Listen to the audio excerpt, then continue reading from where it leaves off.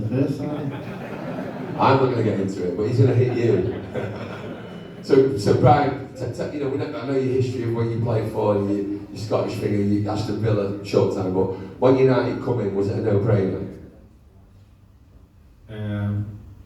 You're correct in that, Viv Anderson. I signed on the same day. Viv claims that he was Alex Ferguson's first signing for Manchester United because A comes before M in the alphabet. I would tell a different version of the story, that Viv will be a great player at Nottingham Forest and for England and Arsenal when he came to Manchester United. I think Viv says that another part of his curriculum or CV is that he was the first signing because he was actually shit for Manchester. Brutal, but straight to the point. I've also been shit lots of times for Manchester United over a longer period of time.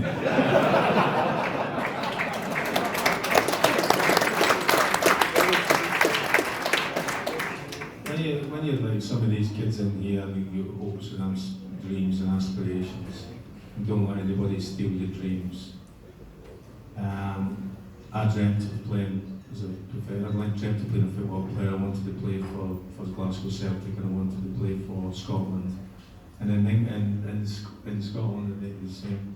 And you were allowed to have an English team as your other team. That was okay. You had your Scottish team. Mine was Glasgow Celtic. Wes's Rangers, mine's Glasgow Celtic. Do you know why that is? Tom, can I just explain this? I never saw this coming. You're still well there. So basically, I'm Continental. Yeah. I'm good friends with John O'Shea, so I just like to piss him off and do something different. So obviously he was Celtic, so I always go Rangers. I used to make stories of if Rangers was to pay you £500,000 a week, would you go? You just go, no, can't do it, no. I said, what about $1 million? No, can't do it. So that was the reason I did that. That was just growing up as kids, but yeah. Is that okay? Of course. This used to be my manager, by the way. So there you go. So yeah, and as I said, Manchester United were my team. Fell in love with Manchester United, my English team. The season they got relegated from the old first division into the second division, and then followed them in the newspaper and a little bit in the television because there wasn't as much football on the television. And that Manchester United played the kind of football I think that we all like to see: attacking wingers, centre forwards, goals all over the place, great football, big crowds, and that was my famous. And I managed to do it for Manchester. I played for Celtic for 4 years, and then Alex Ferguson, for whatever bizarre reason, decided that out of all the players, and certainly in Britain, potentially in some parts of Europe, he wanted to make me one of his first signings. He sold me a dream that I never thought would come to a fruition, in that I would be ended up sitting here tonight talking shit about football. So he sold me a dream. It was an amazing, I mean, it was a tough start of it, don't get me wrong, it was tough at the start, but eventually became wonderful. Lots of great memories, met lots of wonderful people. And so he said to me, do you fancy being part of what I'm going to do? I'm going to rebuild a football club. Not a football team, it's a football club. And I thought, yeah, I'll have a bit of that. And here I am. 50 years later. So he's been pretty decent to me, you know. I've hated him lots of times, but it's been...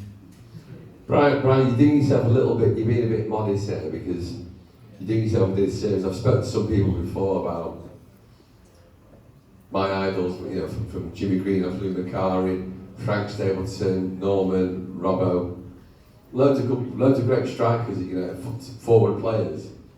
But nobody could score 20 league goals at United, and you did that very early in your career. I mean, and that was, you got criticism, that was quite an achievement for you to do that. First, it's George Best. I mean, it's like, personal accolades mean nothing. I mean, it's great to be mentioned in the same breath as George Best, who's a decent player. but a shit radio commentator. I'm only saying that because he used to say I was shit. That was his view. But we finished second that year, but we were miles behind. We were nowhere near. My view of playing football, and Wes has been very successful at it, as well as winning, playing great football, but actually winning things. And we were nowhere near winning. I never scored 20 goals after that, but certainly been involved in a number of winning championship teams and cup teams, and that was more important than the personal gain. And the first one in '93, was that like the one that you saw what it meant to the people of Manchester? Thinking that's it. I knew about it anyway. I had friends, lots of friends who were United fans who'd suffered for a long time. We got in close the year before, and then all the stuff that people doubted that we would rise again. We felt confident that we were close. I mean, we felt really good that we would bounce back. And of course, I suppose the big thing that happened that gave everyone a boost to the football club was signing some French hooligan who had a very positive effect on all of us, and then we had a positive effect on them. Wesley,